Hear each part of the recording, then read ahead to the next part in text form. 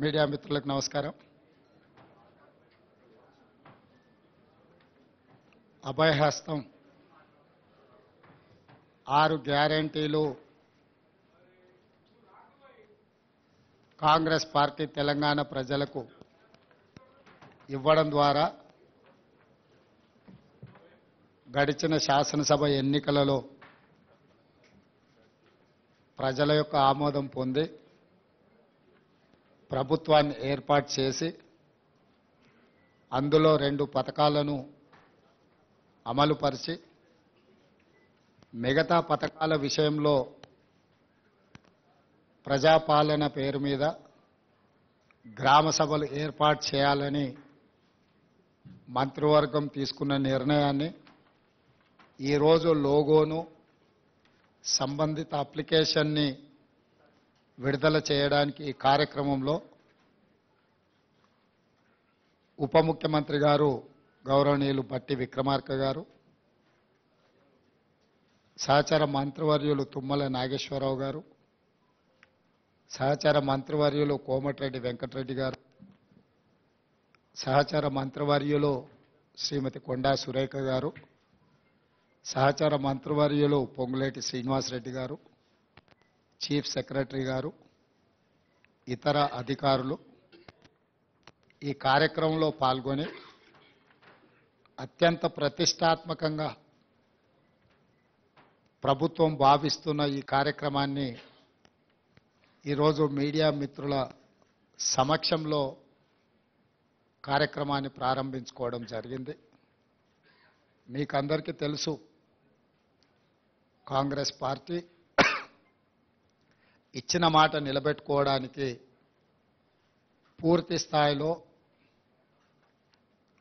అత్యంత ప్రతిష్టాత్మకంగా భావించి అమలు చేయాలన్న ఆలోచనతోటి ఈ గొప్ప కార్యక్రమాన్ని తీసుకోవడం జరిగింది. ప్రజాపాలన గ్రామాలలో, మున్సిపల్ వార్డులలో, పట్టణాలలో డిసెంబర్ 28 నుండి జనవరి 6 తారీఖు వరకు 8 పని దినాలలో గ్రామ సభలు ఏర్పాటు చేయడం ద్వారా ఈ అప్లికేషన్లు ముందే గ్రామాలకు పంపించి ప్రజలకు అందుబాటులో పెట్టి ప్రజలు ఇందులో అడిగిన సమాచారాన్ని సేకరించి అర్హులైన లబ్ధిదారులందరికీ కూడా సంక్షేమ పథకాన్ని అమలు చేయాలన్న ఉద్దేశంతో ప్రభుత్వం ఈ గొప్ప కార్యక్రమాన్ని తీసుకున్నది. నిస్సహాయులకు సహాయం అందించడమే మా ప్రభుత్వం యొక్క లక్షణం, మా ప్రభుత్వం యొక్క లక్ష్యం. ఈరోజు ఎవరైతే తండాలలో, గూడాలలో, మారుమూల పల్లెల్లో ఉన్న అత్యంత నిరుపేదలకు కూడా ఈ పథకాన్ని అందించాలన్న లక్ష్యంతో ఈరోజు ఈ గ్రామ సభలను ఏర్పాటు చేయడం జరిగింది.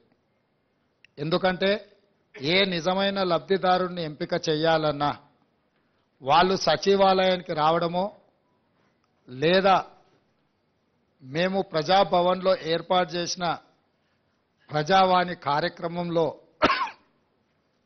వాళ్ళు వచ్చి వినతి పత్రాలు ఇవ్వడమో, పేద ప్రజలకు అది అత్యంత భారమైన పని. గ్రామాల నుండి, సుదూర ప్రాంతాల నుంచి హైదరాబాద్ నగరానికి రావడం, హైదరాబాద్ నగరంలో మళ్ళీ పంజగుట్ట చౌరస్తా చేరుకొని జ్యోతిరావు పూలే ప్రజాభవన్ దగ్గరికి వచ్చి ముందు రోజు రాత్రే ఇక్కడ నిరీక్షించి అక్కడ వినతి పత్రాలు ఇస్తున్నారు అని అంటే ప్రజలకు 10 సంవత్సరాల నుంచి ప్రభుత్వం అందుబాటులో లేకపోవడం, పరిపాలన ప్రజల దగ్గరికి చేరకపోవడం వల్ల తీవ్రమైన ఇబ్బందులను ప్రజలు ఎదుర్కొంటున్నారు. ఆ ఇబ్బందులు ఎంతగా పేరుకపోయినాయని అంటే ప్రభుత్వాలు మోయలేనంత భారంగా మారినాయి. అందుకే ఈరోజు వారంలో 2 రోజులు ప్రజావాణి కార్యక్రమాలు తీసుకుంటే దాదాపుగా 24,000 పైచిలకు అప్లికేషన్లు వచ్చినాయి.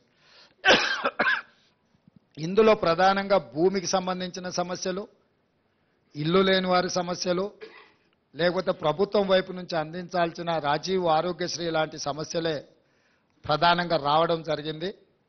వీటన్నిటిని కూడా విశ్లేషించి ఆయా శాఖలకు ఆయా అధికారులకు పంపించి వాటి మీద చర్యలు తీసుకునే విధంగా ఈరోజు మా ప్రభుత్వం ప్రయత్నం చేస్తుంది. అందుకే నేను సహచర మంత్రులందరితో మాట్లాడినప్పుడు ప్రజల్ని ప్రభుత్వం దగ్గరికి రప్పించుకోవడం కాదు, ప్రభుత్వమే ప్రజల దగ్గరికి వెళ్ళడం ద్వారా ప్రజలకు న్యాయం జరుగుతుంది. ప్రజలకు హైదరాబాదు రావడానికి అవసరమైన ప్రయాణ ఖర్చులు కావచ్చు, లేకపోతే సమయము కేటాయించడం కావచ్చు, ప్రజలకు ఇబ్బందులు జరుగుతున్నాయి. కాబట్టి ప్రభుత్వాన్నే ప్రజల వద్దకు పంపిద్దాము. ప్రజాప్రతినిధులను ప్రజల మధ్యలో కలిసిమెలిసి ఏ ప్రజలు ఎన్నుకున్నారో ఆ ప్రజల దగ్గరికి పంపించడం ద్వారా గ్రామ సభలలో ఆ గ్రామాలలో ఎన్నికైన సర్పంచులు కావచ్చు, ఎంపీటీసీలు కావచ్చు, జడ్పీటీసీలు కావచ్చు, జిల్లా పరిషత్ చైర్మన్లు కావచ్చు, లేకపోతే ఎమ్మెల్యేలు కావచ్చు, మంత్రులు కావచ్చు, వీళ్ళందరూ కూడా గ్రామ సభల ద్వారా ప్రజల దగ్గరికి వెళ్ళినప్పుడు ప్రభుత్వమే ప్రజల దగ్గరకు వచ్చిందన్న భావన కలిగి ఈ ప్రభుత్వం మీద విశ్వాసం కలుగుతుంది. ఈ ప్రభుత్వం మా ప్రభుత్వం, ఈ ప్రభుత్వం ప్రజల ప్రభుత్వం, ఈ ప్రభుత్వం ప్రజల సమస్యల్ని పరిష్కరిస్తుందన్న విశ్వాసం ప్రజలల్లో నెలకొంటుంది. ఈ కార్యక్రమాన్ని విజయవంతంగా అమలు చేయడం ద్వారా, ఈ కార్యక్రమాన్ని విజయవంతంగా అమలు చేయాలి అనంటే వాళ్ళని ప్రజావాణి కార్యక్రమానికి ప్రజాభవన్కు రప్పించుకోవడం కాదు, ఇక్కడ ఉండే గతంలో ఘడీల ముందు ఘడీల లోపల జరిగిన పరిపాలనను గ్రామాలకు చేర్చాలన్న ఆలోచన మా ప్రభుత్వానికి వచ్చే ఈరోజు ఈ గ్రామ సభలను ఏర్పాటు చేయడం జరిగింది. ఈ ప్రజా పరిపాలన ద్వారా ప్రజల యొక్క సమస్యల్ని పరిష్కరించాలని ఈరోజు ఈ ప్రభుత్వం నిర్ణయం తీసుకున్నది. దానికి సంబంధించి ప్రజలు అది మహాలక్ష్మి పథకం కావచ్చు, గృహజ్యోతి కావచ్చు, ఇందిరమ్మ ఇండ్లు కావచ్చు, రైతు భరోసా కావచ్చు, ఏ సంక్షేమ పథకమైనా ప్రజలకు చేరాలి అనంటే నిజమైన అర్హులైన లబ్ధిదారుల వివరాలు ప్రభుత్వం దగ్గర ఉండాలి. అప్పుడు మేము టార్గెట్ పెట్టుకొని పనిచేయడానికి ఉంటుంది. ఫర్ ఎగ్జాంపుల్ 500 రూపాయలకు సిలిండర్ కావాలి అని ఈ కార్యక్రమంలో ఒక 50 లక్షల అప్లికేషన్లు వచ్చినాయి అనుకోండి. అప్పుడు మాకు ఒక లెక్క తెలుస్తుంది, మేము 20 లక్షలు ఇచ్చినామా, మేము 30 లక్షలు ఇచ్చినామా, మేము 50 లక్షలు ఇవ్వగలిగినామని. ఇందిరమ్మ ఇళ్ల కోసం వచ్చిన దరఖాస్తులు, ఇల్లు లేని పేదలు ఎంతమంది ఉన్నారో మాకు లెక్క తెలిసినప్పుడు మేము ఆ టార్గెట్ను రీచ్ అవ్వడానికి 100% మేము అహర్నిశలు కృషి చేయడానికి ఉంటుంది. ఇట్లా ప్రతి సంక్షేమ పథకానికి ప్రజలు అర్హులు దరఖాస్తు పెట్టుకున్నప్పుడు అందులో ఎన్ని పరిష్కరించినో మాకు తెలిస్తే ఇంకెన్ని పరిష్కరించాల్సిన అవసరం ఉందో మా బాధ్యత మేము గుర్తు చేసుకోవడానికి అవకాశం ఉంటుంది. అందుకే ఈ కార్యక్రమాన్ని ఒక మంచి ఉద్దేశంతో ప్రజలకు మేలు చేయాలన్న ఆలోచనతోటి డిసెంబర్ 28, 2023న ప్రారంభమయ్యి జనవరి 6, 2024 వరకు కొనసాగుతుంది. మండలాల వారీగా ప్రతి మండలాన్ని 2 గ్రూపులుగా విడగొట్టి ఒక గ్రూప్కి ఎంఆర్ఓ గారు, ఇంకొక గ్రూప్కి ఎంపీటీఓ గారు బాధ్యత వహిస్తారు. అదేవిధంగా ప్రతి అధికారి రోజుకు 2 గ్రామాలను సందర్శిస్తాడు.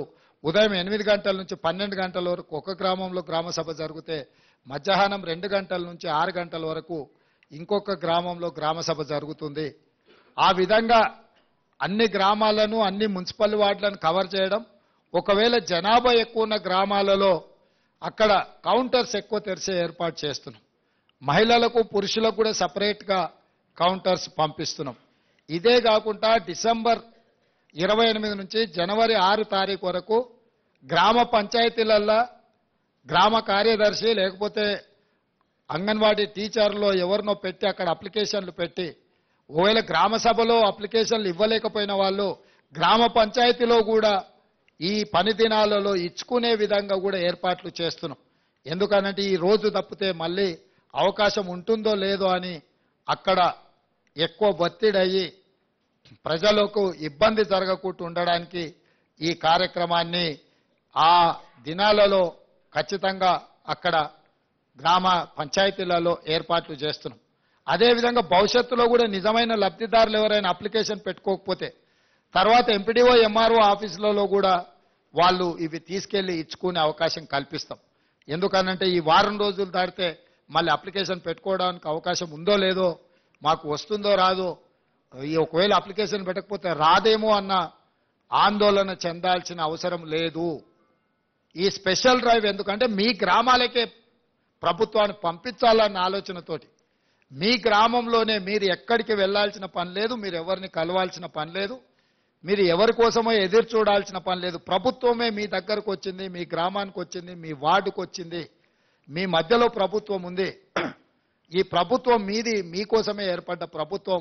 అందుకే మీ దగ్గరికి రావాలన్న జవాబుదారీతనంతో గ్రామ సభలు ఏర్పాటు చేయడం ద్వారా ఈ ప్రభుత్వాన్ని గ్రామాలకు పంపిస్తున్నాము. గతంలో గడీల మధ్యలో జరిగిన పరిపాలనను గ్రామాల మధ్యకు తీసుకొచ్చి గ్రామ సభలు పెడతామని ఎన్నికల కంటే ముందు మేము మాట ఇచ్చినాం.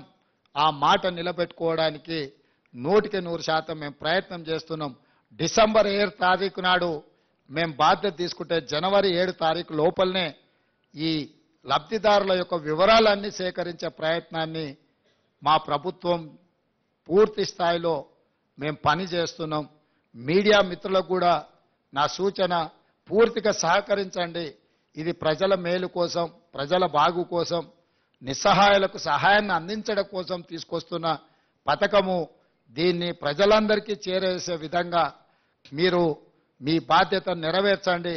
మీరు మేము కలిసి పనిచేస్తే ప్రభుత్వం యొక్క పథకాన్ని ప్రజలకు చేరవేయాలంటే అనుసంధానకర్తలుగా వ్యవహరించాల్సింది మీడియా మిత్రులే. ప్రజలకు ప్రభుత్వానికి మధ్యలో వారధిగా నిలబడండి. ఈ సమస్యల పరిష్కార సారథులుగా మారండి. ఈరోజు ఇక్కడ ఈ సచివాలయంలో లోపలికొచ్చి పత్రికా సమావేశాన్ని పెట్టుకోగలుగుతాం. మీరు మంత్రులతోని, ముఖ్యమంత్రులతోని కూర్చోగలుగుతారని మీరైతే భావించినరో లేదో కానీ ప్రజాప్రతినిధులుగా మేమే ఈ లోపలికి రాలేక పోలీసులు అడ్డుకుంటే అట్నుంచి అటే వెళ్ళిపోయినాం. మరి మీకు ఆ మార్పు కనిపిస్తుందో లేదో నాకు తెలియదు. ఖచ్చితంగా ఆ మార్పును మీరు చూస్తున్నారు. భవిష్యత్తులో ఇక్కడ ఇదే హాల్లో పూర్తి స్థాయిలో మా మంత్రివర్గ సహచరులు, ఉప ముఖ్యమంత్రి గారు, మేము కానీ ప్రభుత్వం వైపు నుంచి అధికారిక కార్యక్రమాలు ఏమైనా చేపట్టినప్పుడు ఇక్కడనే పత్రికా సమావేశాన్ని ఏర్పాటు చేయడానికి ఒక మీడియా కాన్ఫరెన్స్ హాల్ కూడా క్రియేట్ చేయమని చెప్పి మా చీఫ్ సెక్రటరీ గారికి మేము ఆదేశాలు ఇవ్వడం జరిగింది. తొందరలోనే ఇక్కడ మీడియా మందిరం ఉంటుంది. మేము స్వేచ్ఛనిస్తాము. మీరు దాన్ని దుర్వినియోగం చేయకుండా అందరూ సహకరించాల్సిందిగా, ఈ కార్యక్రమాన్ని ప్రజల దగ్గరికి తీసుకెళ్లాల్సిందిగా. మాకు తెలుసు ఢిల్లీలో కూడా నిన్న మీడియా మిత్రులు కలిసి వినతి పత్రం ఇచ్చారు. మీ సమస్యలు కూడా చాలా ఉన్నాయి, చాలా కాలం నుంచి పేరుకపోయినాయి. తొందరలోనే వాటన్నిటి మీద కూడా దృష్టి పెడతాము. ఎవరూ ఆందోళన చెందాల్సిన పని లేదు. ఈ ప్రభుత్వం మీది, మీకోసం పనిచేస్తుంది, ప్రజల కోసం పనిచేస్తుంది. ప్రజలకు పనిచేసే విధంగా మీరు మాకు సహకరించాల్సిందిగా కోరుకుంటున్నాను. అదేవిధంగా నిన్నో మన్నో ప్రజావాణి కార్యక్రమానికి కాడబిడ్డ వచ్చింది, అక్కడ దరఖాస్తు ఇచ్చింది, వీళ్ళు పరిష్కరించలేదు. నేను పరిష్కరిస్తున్నా, ₹1,00,000 ఇస్తున్నా అని కేటీఆర్ గారు ఎక్కడో టీవీలో పేపర్లో ఎక్కడో నాకు భలే సంతోషం అనిపించింది. నీ 1,00,000 కోట్లలో ₹1,00,000 అన్న నీ మొడలు వంచి పేదోళ్ళకు వంచిపించిన. ప్రజావాణి విజయవంతమైనట్టే కదా. ప్రజావాణి ఏంది, అక్కడికి వచ్చిన వాళ్ళ సమస్య పరిష్కరించడానికి. ఆ సమస్యను మేము పరిష్కరించినట్టే కదా. ఆమె అక్కడికి రావడం వల్ల, ఆ సమస్య తెలవడం వల్ల 1,00,000 కోట్లు అక్రమంగా సంపాదించుకున్న దాంట్లో ₹1,00,000 అయితే ఒక మహిళకు పంచివ్వగలిగినాం కదా. కాబట్టి మా ప్రజావాణి కార్యక్రమం విజయవంతం అవ్వడం మొదలుపెట్టింది. భవిష్యత్తులో కూడా ఈ కార్యక్రమాన్ని ముందుకు తీసుకెళ్తాం.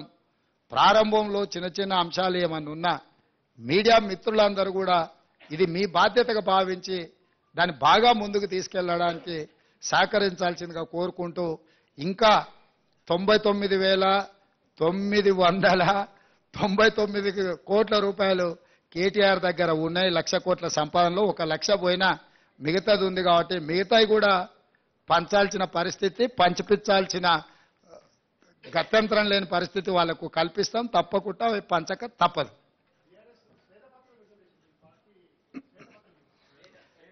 ఇప్పుడు నేనేమంటున్నా అంటే, ఆ రోజు అసెంబ్లీలోనే నేను చెప్పిన, నువ్వు మేనేజ్మెంట్ కోటాలు వచ్చినోడు అయ్యా, నీకేం తెలియదు, ఊరికే అరవడం వల్ల ఏం ప్రయోజనం లేదని. మొత్తం సభ నడిచిన తీరు మీరు చూసిరు కదా.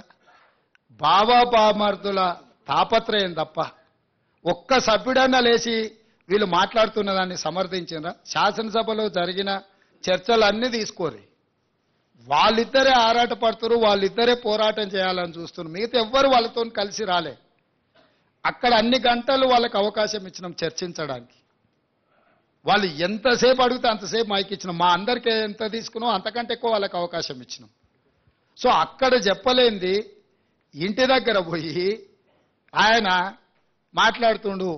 వెనకడికి ఎవరో ఇద్దరు దంచుతున్నారట. ఇక ఆ దంచుడు ఎట్లుందనంటే రోళ్ళకెళ్ళి నిప్పులు ఇట్లా ఎగురుతున్నాయి. ఇక ఆ దంచడం చూసి అందరు అబ్బా ఏం దంచుతురు అని అందరు చప్పట్లు కొడుతూనే ఉన్నారు భజన పార్లు అందరు. ఓ అరగంట అయినాకో పెద్దావిడ మిసలావిడ అట్లకెళ్ళి పోత చూసి, అరే ఆ రోళ్ళు జొన్నలు లేవు సజ్జలు లేవు, ఎందుకు ఎగిరెగిరి దంచుతురు, ఎంత దంచినా అలచిపోడు తప్ప దాంతో వచ్చేది ఏం లేదని చెప్పినాడు. అసెంబ్లీలో కూడా హరీష్ కేటీఆర్ దంచుడు అట్లున్నది. ఆడ విషయం లేదు, ఎగిరెగిరి దంచినా ఎగరకుట్ట దంచినా ఆడున్నది అంతా గంతే. మేము ఉన్న వాస్తవాలు అక్కడ బయట పెట్టినాం. మా ఆర్థిక మంత్రి గారు, మా ఉప ముఖ్యమంత్రి గారు వాస్తవాలను అక్కడ టేబుల్ చేసి మీరు ఏమేం చెప్తారో చెప్పండి అని చెప్పి రోజంతా సమయం ఇచ్చినాం. అక్కడ చెప్పాల్సింది చెప్పకుండా ఇంటికాడికి పోయి మళ్ళేదో కొత్త దుకాణం తెరిచాను. వాళ్ళ దగ్గర ఉన్న ఆస్తి ప్రజల యొక్క రక్త మాంసాలను పీల్చి పిప్పి చేసి సంపాదించుకున్న సంపద ఈరోజు వాళ్ళు తింటున్నారంటే అది రక్తపు కూడు, అది శ్వేతపత్రం కాదు. మా వాళ్ళు ఏం చెప్పిండ్రు, నిజంగా ఉపయోగపడే వాటి అన్నిటినీ కూలగొట్టి మళ్ళీ నిర్మించిండ్రని అన్నారు. ఫర్ ఎగ్జాంపుల్ ఈ సచివాలయమే తీసుకో. గతంలో ఉమ్మడి రాష్ట్రానికి ఉపయోగపడ్డ సచివాలయం 2012లో ఎల్ఎన్టీ కంపెనీ కట్టిన భవనాలు అన్నీ ఉండే. 12 లక్షల స్క్వేర్ ఫీట్ ఉండే ఆ రోజు. ఆ రాష్ట్రం తరలిపోయినాక మొత్తం మనకు ఉపయోగంలో ఉండి ఇంకా అవసరమైతే ఇంకా కొన్ని హాస్పిటల్స్కో కొన్ని ప్రభుత్వ కార్యాలయాలు కూడా ఎక్కడెక్కడ కిరాయికునో వాటన్నిటిని ఇక్కడ తరలించి పెట్టుకోవడానికి అవకాశం ఉండే. ఒకవేళ ఇది మీకు అచ్చి రాలే, దీన్ని ఏ ప్రభుత్వ ఆసుపత్రిగానో మార్చి కొత్త ఖాళీ జగాలో ఈ సచివాలయాన్ని కట్టినుంటే ఇది ఉపయోగపడుతుండే, అది ఉపయోగపడుతుండే. ఇక్కడ అన్ని రకాల వసతులతో ఉన్న భవనాలను కూలగొట్టి కొత్తటి కట్టి ఆస్తి సృష్టించినమంటారు. అక్కడ కూడా ఉన్న భవనాలన్నీ కూలగొట్టి కట్టిండ్రు. ఎక్కడైనా ఉన్నదాన్ని కూలగొట్టి కొత్తది కడుతున్నట్టే ఉద్దేశం ఏందో మనం అర్థం చేసుకోవాలి. అంతెందుకు నేను కొత్త బండ్లు కొనను ఖర్చు పెట్టానని చెప్పిన. మీకు తెలవాల్సింది ఏంటంటే 22 ల్యాండ్ క్రూజర్లు కొని కొత్తవి దాచిపెట్టారు. నేను సీఎం అయినాక 10 రోజుల వరకు నాకే తెలియదు. నేను పాత బండ్లు ఏదో అడ్జస్ట్ చేసి అన్ని రిపేర్లు చేయండి చూసి ఇచ్చేయండి అని నేను చెప్తుంటే చిన్న ఒక అధికారి వచ్చి సేవలో చెప్తున్నాడు, సార్ పోయినసారి 22 ల్యాండ్ క్రూజర్లు కొన్నాడు, అన్ని విజయవాడలో దాచిపెట్టినాం సార్, కొత్త ప్రభుత్వం ప్రమాణ స్వీకారం చేయగానే అన్ని తెద్దాం అనుకున్నాం. ఆయన నెత్తి మీద దరిద్రం ఉండి ఆయన ఇంటికి పోయింది సార్ 22 కొత్త ల్యాండ్ క్రూజర్లునే. అసలు ఇన్ని వందల వేల వాహనాలు ఉన్నప్పుడు ఒక్కొక్క బండికి దాదాపుగా 3 కోట్ల రూపాయలు అవుతుంది. మరి బుల్లెట్ ప్రూఫ్ చేసిన తర్వాత ఇంకా కొంచెం ఎక్స్ట్రా అవుతుంది. 22 కొత్త ల్యాండ్ క్రూజర్లు చెప్పా పెట్టకుండా కొని దాచిపెట్టిన కేసీఆర్.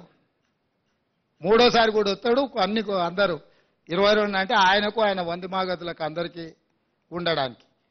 ఇట్లాంటివి ఆయన సృష్టించిన సంపద. అవి ప్రభుత్వ ఆస్తి తీసుకోకుండా వెళ్ళిపోతాయి. కావాలంటే మీరు కూడా తిరగండి, ఇస్తాం అట్లా రౌండ్ కొట్టండి.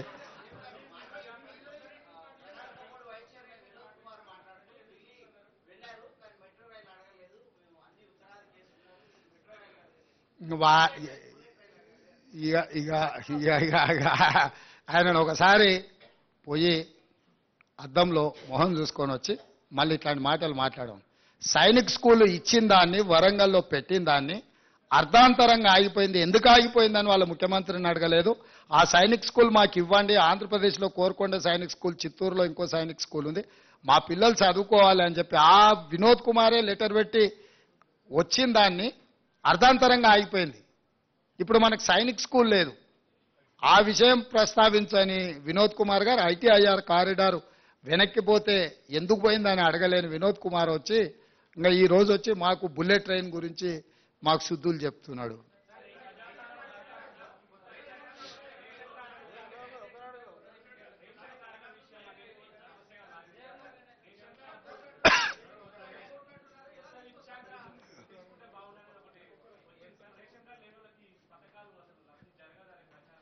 రేషన్ కార్డులు లేకుండా పథకము రావడం కష్టం, కానీ రేషన్ కార్డులు ఇస్తాం కదా. రేషన్ కార్డులు ఇవ్వకపోతే నువ్వు చెప్పేది సమస్య. ఈ అప్లికేషన్లు తీసుకుంటాం, ఇందులో రేషన్ కార్డులు లేనోళ్ళు ఎవరైనా కాగితాలు దరఖాస్తులు ఇచ్చినా తీసుకుంటాం. రేషన్ కార్డుల కోసం ప్రభుత్వం నిరంతర ప్రక్రియ కింద ముందుకు వెళ్తుంది. ఇప్పుడు ఈ ప్రిస్క్రైబ్డ్ అప్లికేషన్లో ఏం రాయాలనో అది ఉన్నది. అదనంగా నువ్వేం అప్లికేషన్ ఇచ్చినా అది తీసుకుంటాము.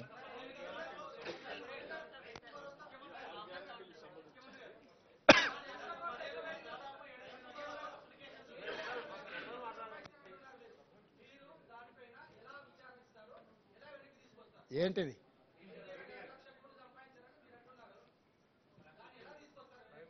వస్తుంది అన్ని ఒకటే రోజు చెప్తా వెంకటరాజు గారు. నువ్వు మళ్ళీ ప్రెస్ మీట్ కూడా రావు. డెఫినెట్గా నువ్వేం టెన్షన్ తీసుకోవచ్చు. ఏమన్నా నీకు తెలిసిన వివరాలు కూడా ఉంటే వాటిని కూడా ఇస్తాం. ఇప్పుడు ఆల్రెడీ కాళేశ్వరం మీద ఆర్డర్ ఇచ్చినాం, చూసినావు కదా. మేడిగడ్డ అన్నారం బ్యారేజ్ల మీద ఏం చేయదలుచుకున్నాం ఇచ్చినాము. అదేవిధంగా ఛత్తీస్గఢ్ది యాదాద్రి భద్రాద్రి మీద కూడా ఆర్డర్ ఇచ్చినాము. దాంట్లో జ్యుడిషియల్ ఎంక్వైరీలో వెళ్ళే వివరాలు, రికవరీ, రెవెన్యూ రికవరీ యాక్టులు ఇవన్నీ ఉన్నాయి కదా. అప్పుడే అయిపోలేదు, ఇంకా 30 రోజులే కాలే, ముందుంది కదా ముసళ్ళ పండుగ.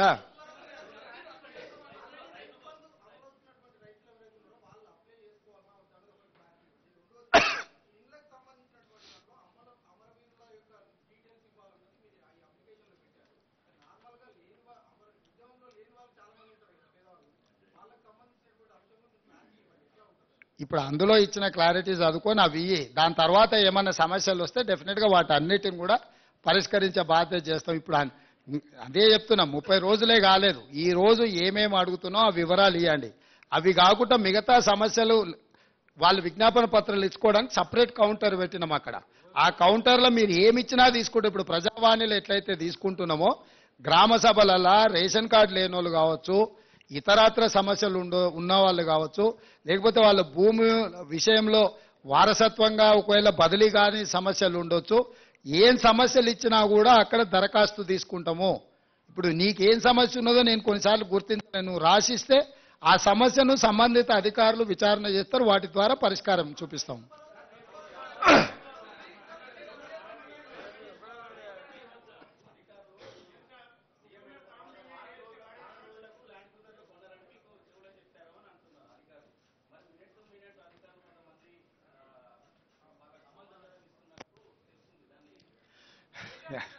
నువ్వు చెప్పిన సమాచారం కూడా కొంత ఉంది. ఆ వివరాలు చెప్పే అధికారుల పేర్లు కూడా చెప్పినావు అనుకో, ఇంకా కొంచెము పారదర్శకంగా ముందుకెళ్దాం.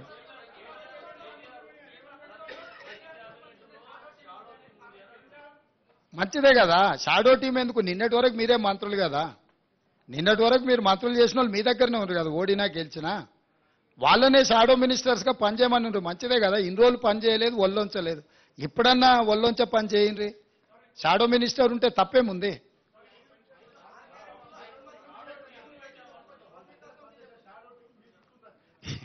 నేనేమంటున్నానంటే అధికారం విడ్రాయల్ సిమ్టమ్స్ అనేది తెలుసు కదా. అంటే మా కొడంగల్ ప్రాంతంలో లేకపోతే నారాయణపేట ప్రాంతంలో కొన్ని ప్రాంతాలలో కల్తీ కళ్ళు ప్రభావం కొంచెం ఎక్కువ ఉంటుంది. మత్తు కళ్ళు అంటారు కదా, మందుకళ్ళు తాగినోడు సడన్గా మందుకళ్ళు దొరకకపోతే ఆ పిచ్చి పిచ్చి చేష్టల్ని తట్టుకోవడానికి కుటుంబ సభ్యులే మంచాన్ని కట్టేస్తారు తాళ్ళు పెట్టి. అధికారం పోయిన విడ్రాయల్ సిమ్టమ్స్ తోని కేటీఆర్ అట్లా మాట్లాడుతుండు. కొంతకాలం అతన్ని తాళ్ళు పెట్టి మంచాన్ని కట్టాల్సిన పరిస్థితి ఉంటుంది. ఈ అన్నిటిని మేమేం తప్ప అర్థం చేసుకోము. ఎందుకంటే అధికారం కోల్పోయిన బాధలోనో భయంలోనో రకరకాలుగా మాట్లాడుతుంటారు. షాడో టీం ఎందుకు? అసెంబ్లీలో నీకే మైకిచ్చి నువ్వే సూచన చేయి, నువ్వే సలహా చేయి, మేము తీసుకున్న నిర్ణయాలను విశ్లేషణ చేయమని బాహటంగా అసెంబ్లీలోనే అవకాశం ఇస్తుంటే మళ్ళీ ఇంక వెనకంగా షాడో టీం పెట్టేదేముంది? వస్తా స్టార్ట్ అయింది కదా, ఇంకా అది ఇప్పుడే మొదలైంది కదా. అవి కాలేజీలలో చేయాల్సింది, గ్రామాలలో కాదు. కాలేజీలు మళ్ళీ నెక్స్ట్ అకాడమిక్ ఇయర్ స్టార్ట్ అయింది కదా, ఆ కాలేజీలలోనే కౌంటర్స్ ఓపెన్ చేసి డైరెక్ట్ అక్కడనే తీసుకుంటాం.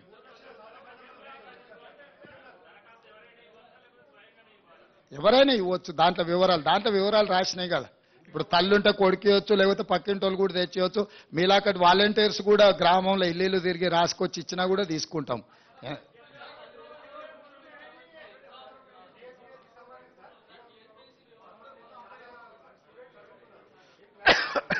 టీఎస్పీఎస్సీ విషయంలో మేము కూడా మీ దృష్టికి తీసుకురావాల్సిన అవసరం ఉంది. నిరుద్యోగ యువకులకు చెప్పాల్సిన అవసరం ఉంది.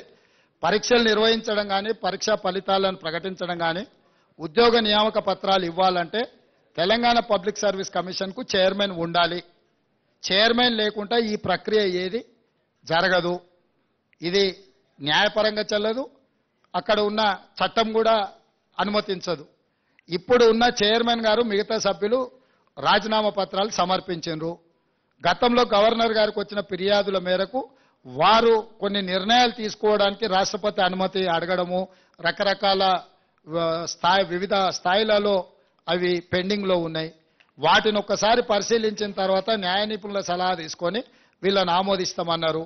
కొత్తగా చైర్మన్ సభ్యులను నియమించుకొని పారదర్శకంగా నిర్దిష్టంగా నియామకాలు జరుగుతాయి. ఎవరు ఏ గందరగోళ పడాల్సిన అవసరం లేదు, ఏ విద్యార్థులు ఆందోళన చెందాల్సిన అవసరం లేదు. ఇవాళ ప్రశ్నాపత్రాలు పల్లి బఠానీలలాక జిరాక్స్ సెంటర్లో అమ్మకాలు జరిగినప్పుడున్న చైర్మన్లు మెంబర్ల మీద నిరుద్యోగ యువకులకు విశ్వాసం లేకపోవడం, నిర్వహించిన పరీక్షలు అన్నిటిని కూడా రద్దు చేయడం, రకరకాల గందరగోళ పరిస్థితుల్లో ఈరోజు విద్యార్థులు నిరుద్యోగ యువకులు ఉన్నారు. కాబట్టి వాళ్ళు ఆల్రెడీ గవర్నర్ గారికి రాజీనామాలు సమర్పించారు. నాకు తెలిసి నెక్స్ట్ 4-5 రోజుల్లో గవర్నర్ గారు వీటి విషయంలో నిర్ణయం తీసుకోబోతున్నారు.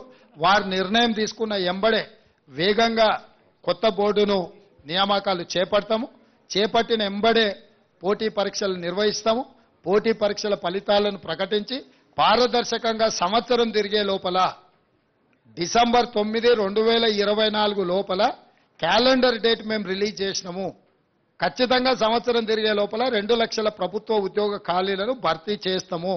పారదర్శకంగా చేయడానికి అవసరమైన నిర్ణయాలు, సాంకేతికపరమైన న్యాయపరమైన అంశాలను పూర్తిగా విశ్లేషించుకొని ముందుకెళ్తుంది ప్రభుత్వం. రేవంత్ సాబ్ సీఎం గారు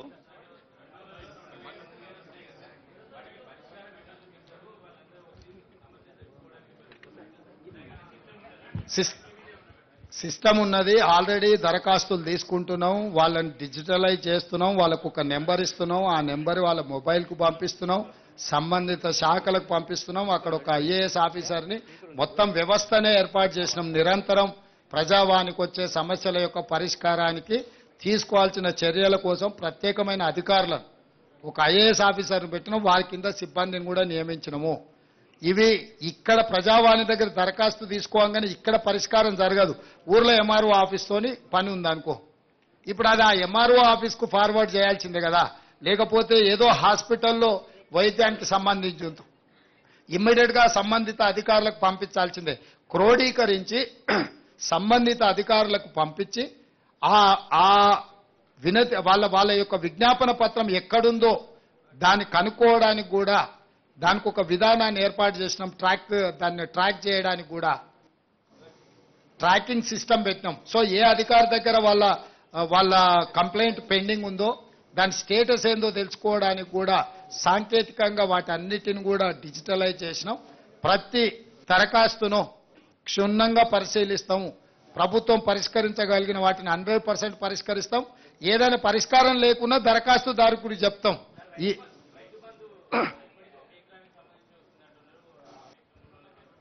అయ్యా, పోయిన సంవత్సరం కానీ గత సంవత్సరం కానీ డిసెంబర్ 28కి మొదలయ్యి మార్చి వరకు పేమెంట్లు వేసిండ్రు. ఈసారి డిసెంబర్ 9 నాడే పేమెంట్లు వేసినాం. మీరు గతంలో చూడండి, ప్రతి సంవత్సరము ఎప్పుడు రైతు బంధు పథకం ఖాతాలో పడ్డది, ఎప్పటి వరకు ఇచ్చుకుంటూ వచ్చిండ్రు. చాలా విచిత్రంగా అప్పుడే అది ఇయ్యలేదు, అప్పుడే ఇది ఇయ్యలేదు. బాబామర్దులు ఇద్దరు తోకదగిన బల్లులాక వాళ్ళ దుంకులాట ఏందో నాకు అర్థం కాలే. పోయిన సంవత్సరం కూడా డిసెంబర్ 20 నాడు మొదలు పెట్టారు. మార్చి 31 వరకు రైతు బంధు పథకం ఖాతాల పైసలు వేసుకుంటూనే పోయినరు.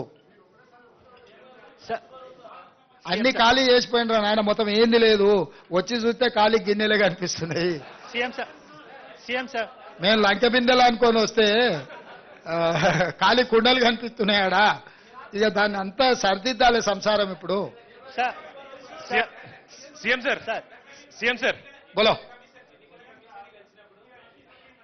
సీఎం సార్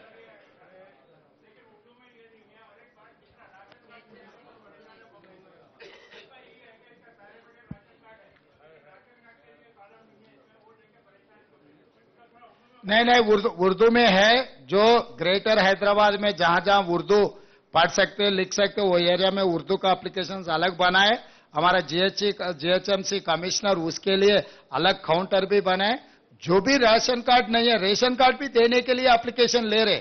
जिसका जिसका रेशन कार्ड है, जिसका जिसका वो आधार कार्ड है, वो जिसका जिसका घर का जरूरी है, जो भी जरूरी है उसमें लिखा दिए.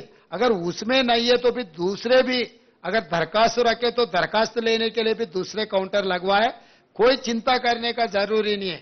8 दिन हर वार्ड में, म्युनिसिपालिटीज में हर वार्ड में काउंटर रहेगा 10 बजे से लेकर 5 बजे तक.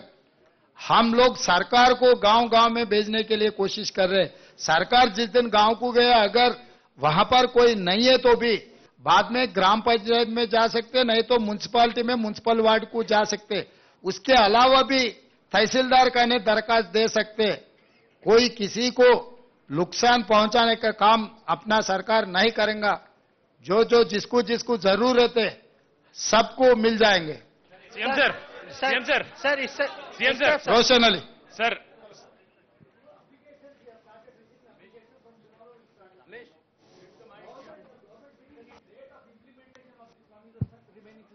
Once I get all these information, I will start. You need not to worry. I have a 100 days period.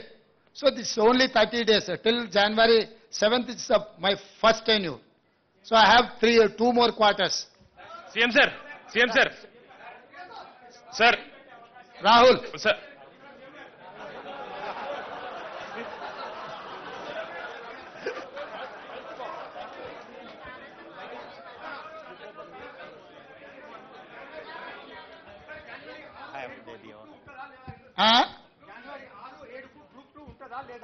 దాని మీద ఇంకా సమీక్షించి నిర్ణయం తీసుకుంటాం. డెఫినెట్ గా రాహుల్ చెప్పింది మా దృష్టికి వచ్చింది. డెఫినెట్ గా మా అధికారులతో మాట్లాడి నిర్ణయం తీసుకుంటాం.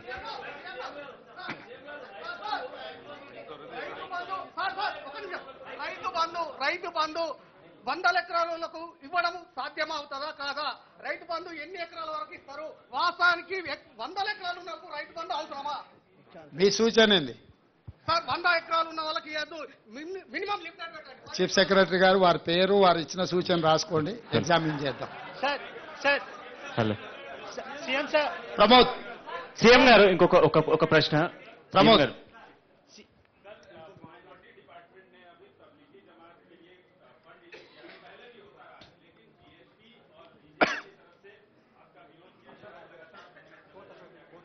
भाई ये पहली बार किए सो नहीं है, ये आखिरी बार भी नहीं है. 2004 से लगातार वो प्रोग्राम होते जा रहे. वो सिलसिले में अभी ये सरकार भी वही निर्णय लिए. कोई चिंता करने का जरूरी नहीं है. हम लोग पूरा इसका पर्यवेक्षण करने वाले हैं. yes, సీఎం గారు ఒక उमा నిమిషం. Please. Yes. Uma NDTV. My question is also related to the Raitu Bandhu thing. Are you thinking of a ceiling on Raitu Bandhu? This Raitu Bharosa scheme is only for tenant farmers or landed farmers also once again need to apply so that you can review all the applications and know whether bigger land holdings will also be getting the same Raitu Bandhu as it continued till now. Uma, what is your out of your expense? What is your suggestion?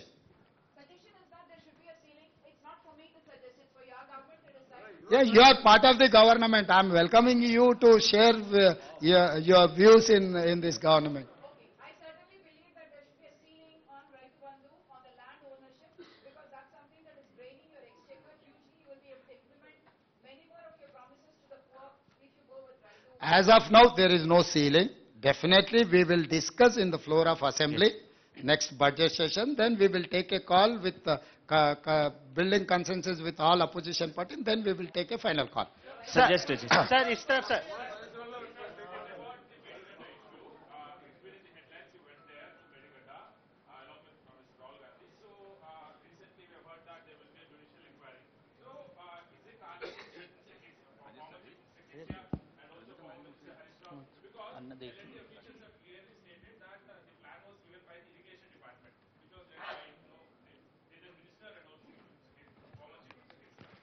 तो ये यहाँ हर आदमी Charles Sobhraj भी आप कुछ पूछे तो वो बोलेगा कि मैं कुछ नहीं किया, मैं ऐसे गुनाह कुछ भी नहीं किए, मुझे छोड़ दो, ऐसी कहता है। तो इसमें कौन गुनहगार है, कौन क्या किए, कौन कहां से लूटे, ये सब सारे इंक्वायरी इसीलिए डाल रहे कि जुडिशियल इंक्वायरी इसीलिए बना रहे कि कौन कौन जिम्मेदार है। इंक्वायरी में ये पूरा तय हो जाएंगे, एल&टी का रोल क्या है, हरीश राव का रोल क्या है, केसीआर जी का रोल क्या है, और अलग दूसरे अधिकारी का भी क्या रोल है, वो बाद में पता लगेगा कि after once we have completed our inquiry. CM sir इस तरफ sir CM sir yes, very soon. CM sir Ashish గత ప్రభుత్వంతో చాలా కామెంట్ చేశారు. గతంలో గవర్నర్ కూడా కొన్ని కామెంట్ చేసినప్పుడు మీరు కూడా మద్దతు తెలిపారు, ఒక ఆడపిల్లని అట్లా అనొద్దు అని. సో ఆ గవర్నమెంట్ తో గవర్నర్ కు ఉన్న గ్యాప్ ని ఆ గవర్నమెంట్ ఆమె చాలాసార్లు ప్రతిఘటించే ప్రయత్నం చేశారు. మీ గవర్నమెంట్ తో గవర్నర్ గారికి రిలేషన్ ఎట్లా ఉండబోతుంది? ఎట్లున్నది అనుకుంటున్నావు ఈ 25 రోజులు?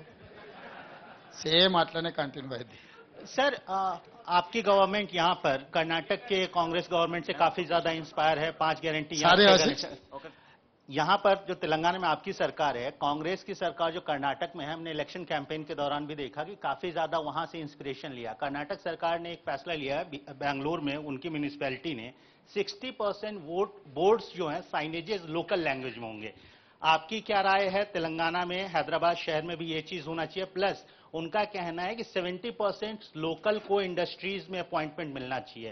इन दो इश्यूज पे आपका व्यू क्या है? और सेकंड मेरा क्वेश्चन सर, आपने और डिप्टी चीफ मिनिस्टर साहब ने प्राइम मिनिस्टर से मुलाकात की है, उसका एजेंडा क्या था, क्या बातचीत हुई? एजेंडा तो सीधा सीधा कल ही पत्रकारों को पूरा एक्सप्लेन किए हमारा डिप्टी चीफ मिनिस्टर. हमारा कोई हिडन एजेंडा नहीं है, हमारा लोगों के ऊपर कोई कुछ केस नहीं है, कुछ लूट मार किए सो वाले माफ करने के लिए झुकने का भी नहीं है. हम सीधा गए, हमारे दरखास्त दिए तेलंगाना जनता के तरफ से. प्राइम मिनिस्टर ने आश्वासन दिलाया कि भाई सरकार, केंद्र सरकार, प्रदेश सरकार के लिए अच्छा मदद देंगे. तो we are expecting that support.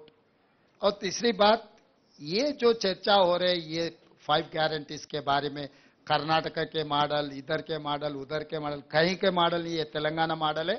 Telangana model के हिसाब से हम जिम्मेदारी से ये काम निभाएंगे. जो जो वेलफेयर के लिए एलिजिबल है, हर eligible person will get this welfare scheme. Sir ఒక్క నిమిషం సార్, ఇప్పుడు ఆల్రెడీ రైతు బంధు కానీ పింఛన్లు కానీ ఒక్క నిమిషం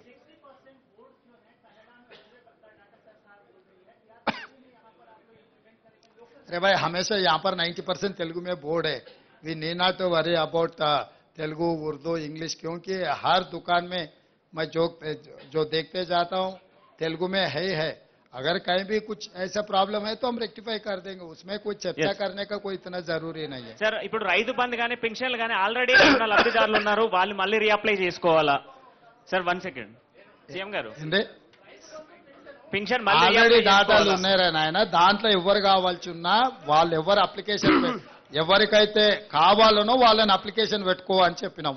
వాళ్ళు ఎవరు అవసరమైతే వాళ్ళు అప్లికేషన్ పెట్టుకుంటారు. దాంట్లో నీకెందుకు కన్ఫ్యూజన్ ఉందో నాకు అర్థం కాలే. సీఎం సార్, సీఎం గారు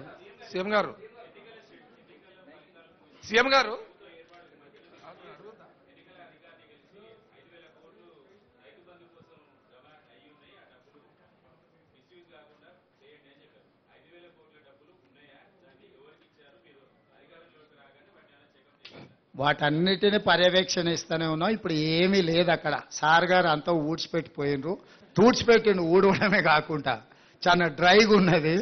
వాటన్నిటిని కూడా సమీక్షిస్తున్నాం. అందుకే కేంద్రం నుంచి రావాల్సిన నిధుల కోసం కూడా అక్కడికి వెళ్ళి కలిసినాము. వాటన్నిటిని పర్యవేక్షించుకొని అందుకే మీకు శ్వేతపత్రం ఇచ్చినాం. ఎందుకు చెప్పాల్సి వచ్చింది అన్ని వివరాలు? మనం ఎక్కడి నుంచి మొదలు పెడుతున్నాం? వెనకటికి పెద్దోళ్ళు చెప్పి రేట్లు వేసినా లెక్క పెట్టేయమని. సో ఈ కేసీఆర్ ఎవరికేమి ఇచ్చిండో, ఎక్కడ ఏముందో కూడా చెప్పని పరిస్థితి ఉన్నందుకే ఈరోజు శ్వేతపత్రం విడుదల చేసినాము. శ్వేతపత్రం విడుదల ద్వారా 6,71,00,000 పైచిలకు కేసీఆర్ అప్పు చేసి మనల్ని నిండా ముంచి ప్రభుత్వం వదిలేసి అందరు కలిసి పరారైపోయినరు. ఈ పరిస్థితిలో నుంచి మనం తేరుకొని ఒక మంచి ఉద్దేశంతోని ఆలోచనతోని ప్రభుత్వం ముందుకు వెళ్తుంది. అన్ని విషయాలు పరిగణలోకి తీసుకుంటాం. ఎక్కడెక్కడైతే రాబడులు ఉన్నాయో వాటన్నిటిని కూడా తెచ్చుకుంటాం. భేషజాలకు వెళ్లాల్సిన పని లేదు. కేంద్ర ప్రభుత్వం నుంచి మనకు రావాల్సిన నిధులు ఏమన్నా ఉంటే వాటిని తెచ్చుకుంటాం. అన్ని రకాలుగా సమీక్షించుకొని ముందుకు వెళ్ళడం జరుగుతుంది. ధన్యవాదాలు. ముఖ్యమంత్రి గారు సార్ సీఎం గారు ఈ ధరణి సీఎం సార్ ధరణి రద్దు చేస్తున్నారు. అలాగే CM sir Sriram, thank you.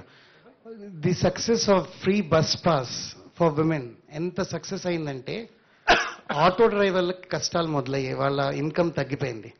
So while that is the success, ఆ డబ్బు లేడీస్ చేతిలో ఉంది, డ్రైవర్స్ తాలూకు ఇన్కమ్ తగ్గింది. దాని మీద ఏమైనా కొంచెం కన్సిడర్ ఆల్రెడీ మా ఎలక్షన్ మేనిఫెస్టో మీరు ఒకసారి చూడండి. ఆటో డ్రైవర్లకు కూడా ఆర్థిక సహాయం ఇస్తాం. దీన్ని మేము ముందే ఊహించినాం.